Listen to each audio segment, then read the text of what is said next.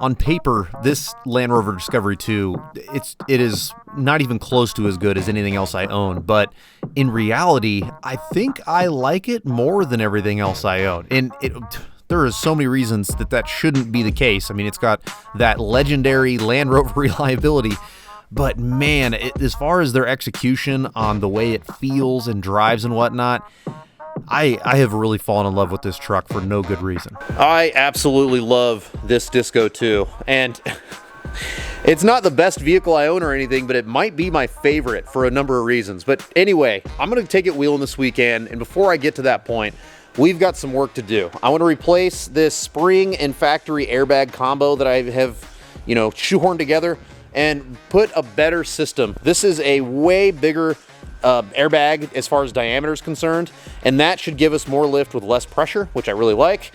This is a company called Boss. I've heard of Boss airbags before. I've never ran them, and I bought this kit from a company in Australia and had it sent here to the States. So I don't know if it's any good. We're going to figure out together if it's worth all the money, because this is not cheap at all. But once we get this mounted in there, we'll do a sway bar. We've got a couple other odds and ends, and then we can go hit the trails. I built the air system for this Discovery 2 from scratch, and I used 1/4-inch air line from the actuators back to the bags. But there's one tiny strip of 4mm line that goes to the factory bags that I had to adapt to, and now we're going to eliminate with these new bags that I just picked up. This should allow for more air in and out, and if I need to make any repairs and I need to get some airline from somewhere, 1/4-inch airline is all over the place here in the States, whereas 4mm is super hard to find around here.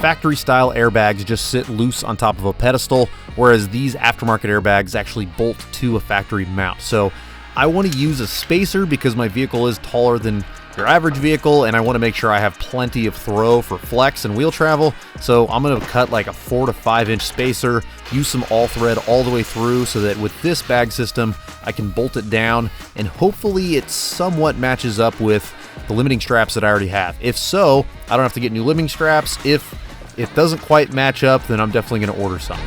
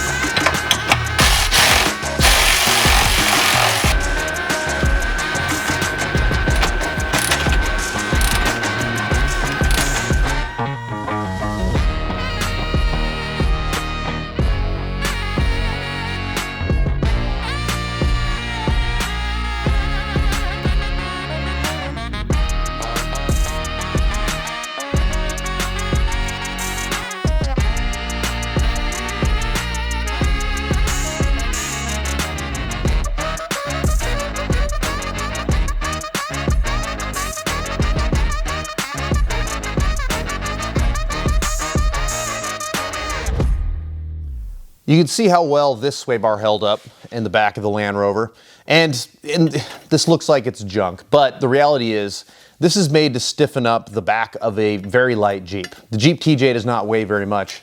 This is a complete pick, and it's tall, so there's definitely a lot of forces at play here.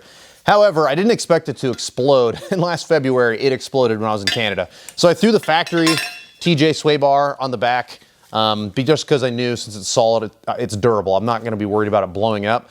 But clearly, I mean, look how small this is. It's not going to have enough resistance to sway at freeway speeds like I would like. So we are upgrading to the most expensive, highest quality sway bar in the TJ market, and that is this Hellwig sway bar.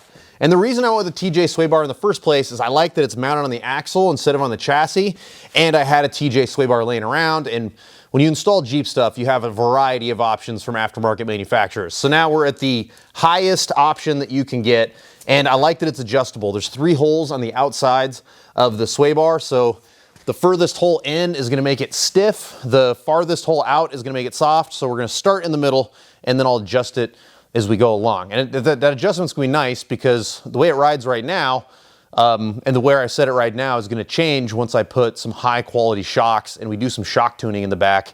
Then we'll have a little bit of flexibility at the sway bar too.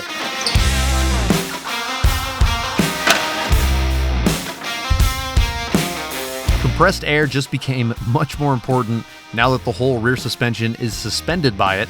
So I want to make sure that we keep the air coming into these compressors as clean as possible. It's going to be mounted into the air box, and then it's going to draw all of its air through the filter top snorkel thing that I have. So it's going to be pre-filtered and then go through 2 small filters before it finally reaches its destination at the air compressor.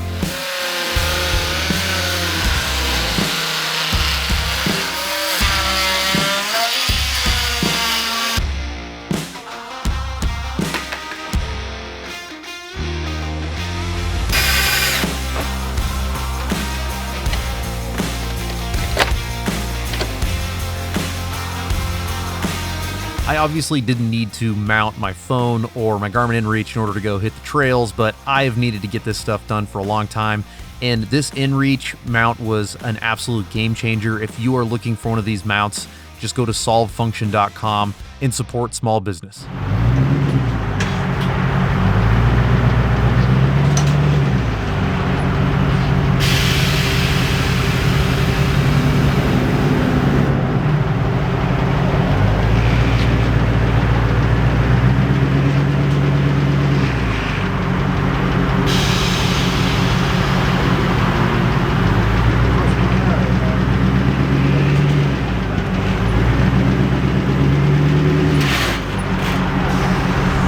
Nothing too crazy, but I'd say for a fat old Land Rover, it's not too terrible.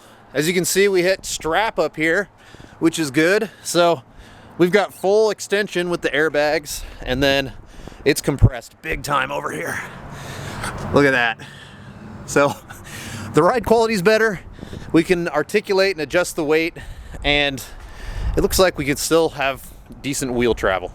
When I installed the TJ rear sway bar, I also used some quick disconnects. And as you can see, I disconnected one side just because we're on an RTI ramp. Whenever we go wheeling later on in the video, I'm not going to disconnect the rear sway bar at all because there should be enough flex in this to do some soft roading with some light duty rock crawling. I don't see any reason to disconnect this, but if you're going on an RTI ramp, it's not a bad idea to disconnect the stuff you're trying to flex.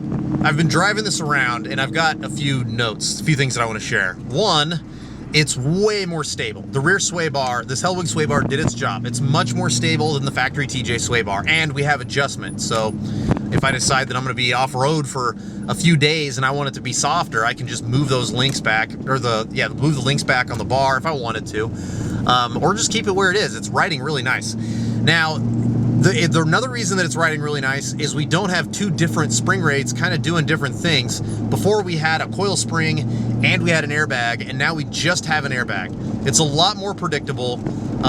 This is one thing that the guy at Bilstein pointed out to me. As far as shock tuning and all that, it is going to be 100 times easier to do it with just an airbag or just a coil. So now we have just an airbag. I think that we can move forward on tuning. I feel like these need a little bit of rebound. So I'm gonna talk to Bilstein and see if I should get maybe a triple bypass, like external shock, or if I should just go through and revalve these ones. But in any case, I'm excited about the mods we've done so far, and now I'm ready to take this, go test it out in the rocks.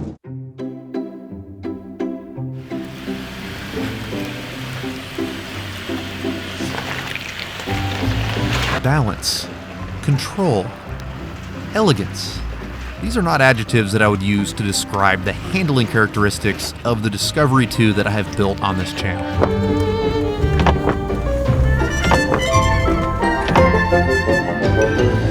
The sensation that I get when I'm controlling this truck as it lurches its way over obstacles and around trees and whatnot is it's controlled chaos. You've heard me use that phrase on the channel before, and I can't think of a better combination of words to describe what it's like to suggest to this Land Rover what it should do next. I mean, everything is just laggy, and there are times if you're on a straight flat road that's bumpy, it feels really nice, but as soon as you got to turn or there's any sort of off-kilter terrain or off-camber terrain, you notice in a huge way. And this is something that I'd like to clean up, and I would like to say that the mods we just did helped, and they did, but really what this needs is less weight on the roof. It needs better rebound. I need to adjust these shocks in a way that's going to help to absorb some of this side-to-side motion whenever I'm tooling around on and off-road. Hey, Daddy. What? You want to eat your food on from time. What's that, babe? See, you cut down trees. Yeah. Cut down. Crows can eat on there. What can eat on there? Crows. Crows? The crows. You know you're listening to climb up the tree? Oh, squirrels. Yeah, they can eat on their tongues. Yeah, that's right. Squirrels will eat on trees. Yeah. I'm sure you've seen them up there munching on stuff. Yeah, even by the pulse and everything. These shortcomings in the handling department aren't something that's noticed by my 5-year-old. He's just excited to go off-road with Dad. But for me, someone who has built many different versions and variations of off-road truck, the performance characteristics are glaring. And this is something that I can control and something that I can handle, but something that I would like to improve throughout the next year.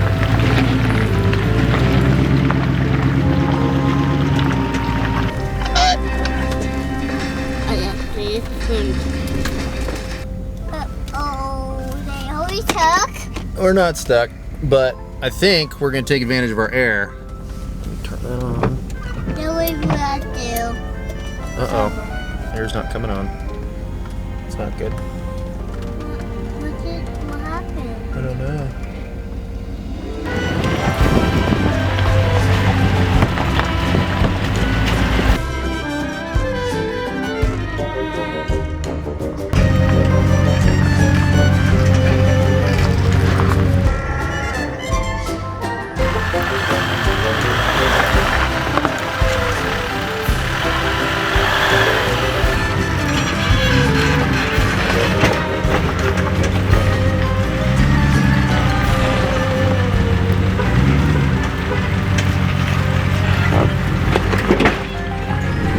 You like fast? Well, I better.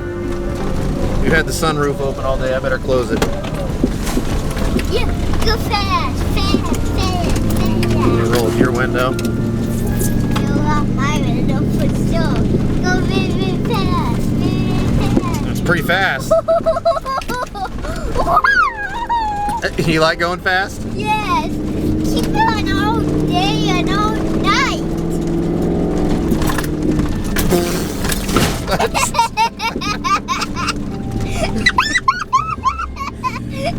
I think that's too fast. Okay, we can go over for. Yeah, we still gonna go pretty fast. Okay. You still want to go pretty fast? Yeah. Okay.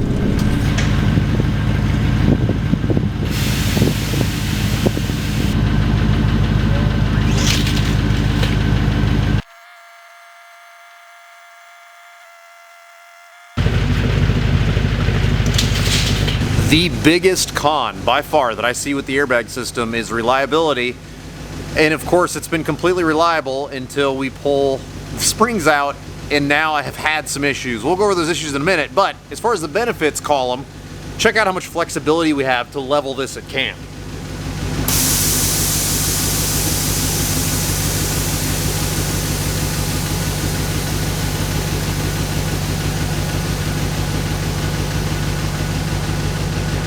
That's a big difference in height from one side to the other. We just dropped one side and the sway bar is still connected. So if I was at a really unlevel area and I wanted to very quickly level this vehicle out, we have that ability with just the push of a button, which is pretty rad. Now, I am having a compressor issue, and we should talk about that. One of those fancy new compressors that I bought has already got a failure. And this is just the cons. So these seem like quality compressors. They're via air. I bought them from my friends over at Chaotic 4x4. And on this, so there's like these two stainless steel tubes that go down the sides of the compressor. And on this compressor over here, I looked down there and it's like disconnected. Like I don't know what happened, but it's disconnected. So I can feel air coming out. So I turned off the compressor. The good news is I have both compressors going into like one-way check valves. So even though we're running on one compressor, it's not losing any air out of that one. I mean, it's silent in here. I hear zero air leaks. So I've designed this in a way to try to be if there is a failure, it's very easy to continue going down the trail and to continue to use the air system. But I mean, it just sucks that I'm gonna have to pull that compressor already. I don't know what happened. I'll find out soon enough. Now, as far as the wiring, I disconnected the compressors from our compressor switch in the cab because this is a very vital part of the system. So what I did is I made it go through the voltage sensitive relay.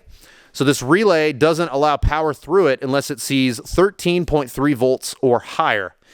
And so the reason I did that is you don't want to key on, like I don't want to hook it up to accessory because then every time I key on the Rover, you know, let's say it starts the compressors up, now I'm going to have to try to start the car with two compressors drawing power. I don't want that. So the way it's set up right now, you key the vehicle on, then you start it, and then after the alternator starts to charge, it puts power, it turns on this relay, which then gives us power down to our pressure switch. And then if the pressure switch detects that it has low pressure, it will turn on our compressors automatically, and it's something I never even have to worry about. Are airbags worth it to you? I'm really curious. So we've got huge pros. One big pro, if you haul a trailer, not only can we basically auto level, so no matter what the difference is in rear weight, whether it's empty, whether it's full with a trailer, empty with a trailer, it doesn't matter. Just two little switches, we can air it up and down and level the vehicle out. Huge pro, right? At camp, we can level out with just a push of a button, which is great. We can articulate the suspension around obstacles to keep things less, tippy, because we've all been there. We're in a situation where it's a little off camber and it's a little uncomfortable. Being able to just dump all the air out of one bag and put it all into the other one, pretty sweet. But there's a big con here, and that's like reliability. I mean, I'm not worried about these bags. Once I installed them, I was like, dude, these are heavy duty. And I do have that spare bag in case we have a failure, which is great. But the big issue that I have is it's like, I mean, we did our due diligence to make sure this is wired right, and everything is overbuilt wiring-wise, and we got two really good high-quality compressors, but we've already had a failure in one. Is the juice worth the squeeze? Would you put rear airbags or four-corner airbags in an off-road rig like this? A year from now, if I decide I don't like this, I could very easily just switch back to coils. I could just throw the coils back in there. But the performance gains of the air, you see why it's enticing, right? Can't you see where I'm coming from? This is rad if it works. So anyway, let me know what you think. Thank you so much to Onyx Off-Road for sponsoring the video. Every single off-road video, every single time you see me go off-road, every trip that I plan with every one of my friends is with Onyx Off-Road. And now I've converted pretty much everybody I know to Onyx, because once you see it and you see that it's $29.99 for a year, it's just crazy cheap to have that good of software. And then if you use our coupon code, it's another 20% off. So if you use Dirt Lifestyle at checkout, you get 20% off of $29.99. It's pretty hard to beat that. So anyway, support the people who support the channel. Make sure you check out Onyx. There is a free trial if you want to go and test it out before you buy. And thank you so much for watching. We'll see you on the next one.